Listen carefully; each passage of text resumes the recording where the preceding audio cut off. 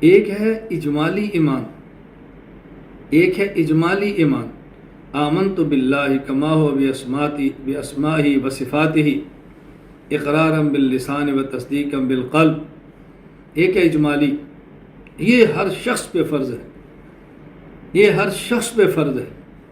جو اللہ نے فرمایا برحق ہے، جو ہمارے پیغمبر نے فرمایا برحق ہے، مجھے معلوم ہے تب بھی برحق ہے، مجھے نہیں معلوم تب بھی برحق ہے۔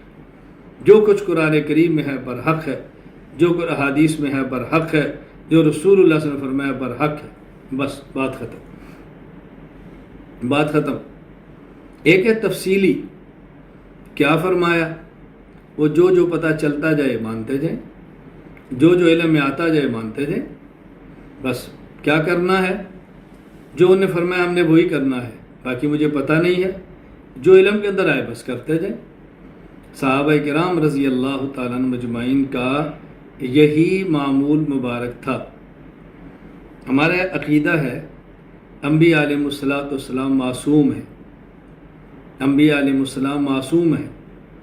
مولا علی قاری رحمہ اللہ تعالیٰ نے عصمت انبیاء پر ایک بہت عجیب دلیل پیش فرمائی ہے۔ کیا فرمایا؟ انبیاء معصوم ہے، اس پر صحابہ کا اجماع ہے۔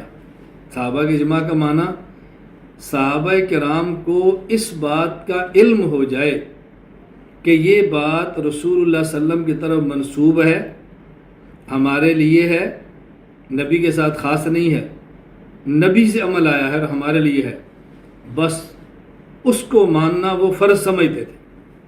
بس یہ لازم ہے، کوئی دوسری اس میں رائے ہی نہیں ہے۔ معلوم ہو کہ صحابہ حضور کو معصوم سمجھتے تھے، اتنا ہو جانا کافی ہے کہ بس حضور نے فرمایا۔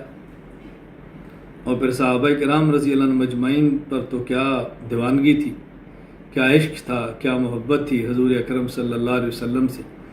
ہم نے اپنا رشتہ پیغمبر سے جوڑنا ہے، پیغمبر پاک کے صحابہ، اہل بیت، ازواج مطہرات، ان سے بھی کمزور نہیں ہونے دینا۔ ہمیں سب کچھ تو انہی کے واسطے سے ملا ہے، اور ہمیں کہاں سے ملا ہے، اور ہمیں کہاں سے ملا ہے؟ تو میں عرض یہ کر رہا تھا، بہت بڑی نعمت ایمان ہے، بہت بڑی نعمت اسلام ہے، ماننا بھی ہے، کرنا بھی ہے۔